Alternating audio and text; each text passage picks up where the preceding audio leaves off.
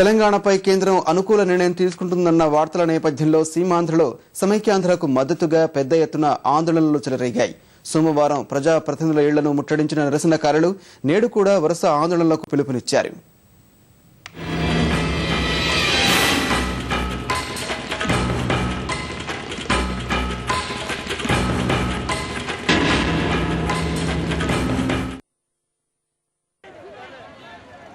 సమైక్యాంధ్రకు మద్దతుగా సీమాంధ్రలో ఉద్యోగ విద్యార్థి సంఘాలు జేఏసీ నాయకులు ఆందోళనలను తీవ్రతరం చేశారు. సోమవారం మంత్రులు ఎంపీల ఇళ్లను ముట్టడించిన వీరు ఇవాళ కూడా పెద్ద ఎత్తున ఆందోళన కార్యక్రమాలు చేపట్టనున్నారు.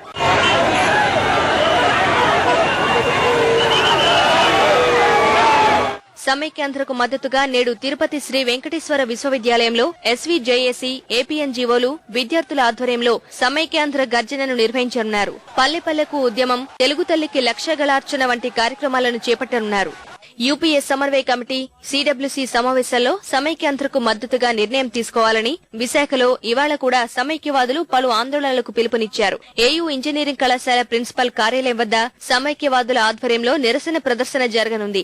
సమైక్యాంధ్రకు మద్దతుగా ఆందోళనకారులు సోమవారం మంత్రులు ఎంపీల ఇళ్లను ముట్టడించారు. కేంద్ర మంత్రులు పనబక్క లక్ష్మి, కోట్ల సూర్యప్రకాష్ రెడ్డి, పురంధేశ్వరి ఇళ్లను ఉద్యోగ సంఘాల నేతలు ముట్టడించారు. కడప, పశ్చిమ గోదావరి, తూర్పు గోదావరి, అనంతపురం, ప్రకాశం, గుంటూరు, చిత్తూరు, అమలాపురం, విజయనగరం, విజయవాడలో ఎంపీల ఇళ్లను సమైక్యవాదులు ముట్టడించారు. కాంగ్రెస్ అధిష్టానంపై ఒత్తిడి పెంచేందుకు నేతలంతా రాజీనామా చేయాలని డిమాండ్ చేశారు.